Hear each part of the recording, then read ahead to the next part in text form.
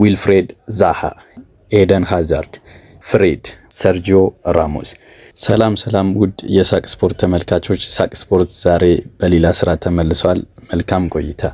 የቀድሞ ተጫዋቾች የት እንዳሉ ያውቃሉ በሚል ርዕስ 4 ተጫዋቾችን ለዛሬ በክፍል 1 ይዘንላችሁ መጥተናል። አብራችሁን ቆዩ። በመጀመሪያ ሰርጂዮ ራሞስ። ይህ የቀድሞ ስፔን ብሔራዊ ቡድን የኋላ ደጀን በሪያል ማድሪድ ቤት በነጩ ማሊያ ካየናቸው በእግር ኳሱ ዓለም የማይደገሙ የሚመስሉ ተከላካዮች መሃል አንዱ ነበር።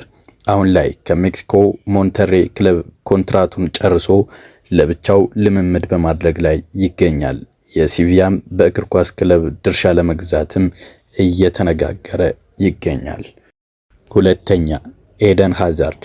ይህ ቤልጂየማዊው ኢንተርናሽናል በሰማያዊዎቹ መለያ እጅግ አስደናቂ ጊዜያቶችን አሳልፎ ወደ በርናባው ከደረሰ በኋላ ሕይወት በማድሪድ ቤት ከጉዳት ጋር እየታገለ ያሁሉ ችሎታው እንደ ጉም የተነነ በመጨረሻም በ32 ዓመቱ በፈረንጆቹ ዘመን አቆጣጠር በ2023 ጥቅምት ወር ላይ ነበር ጫማ መስቀሉን በይፋ ያሳወቀው።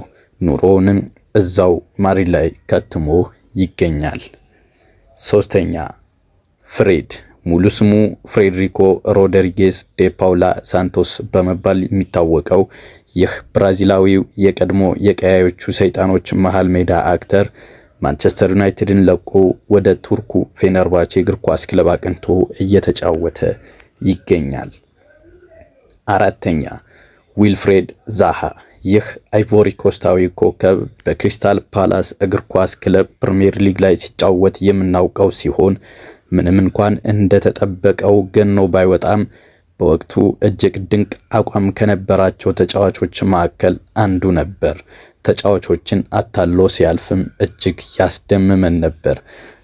በኋላም ወደ ቱርክ ጋላታሳራይ ክለብ በማቅናት ያንን ታለንቱ በደንብ ሳናየው ወደ አሜሪካን ሰሜን ካሮላይና ግዛት አቅንቶ ካርሎቴ ፉትቦል ክለብ በመቀላቀል ቀሪ ዘመኑን እያሳለፈ ይገኛል። በቀጣይ በክፍል 2 ሌሎቹን የጠፉ ተጫዋቾች ይዘንላችሁ እስከምንመለስ መልካም ቆይታ ይሆንላችሁ። ይህ ሳቅ ስፖርት ነው።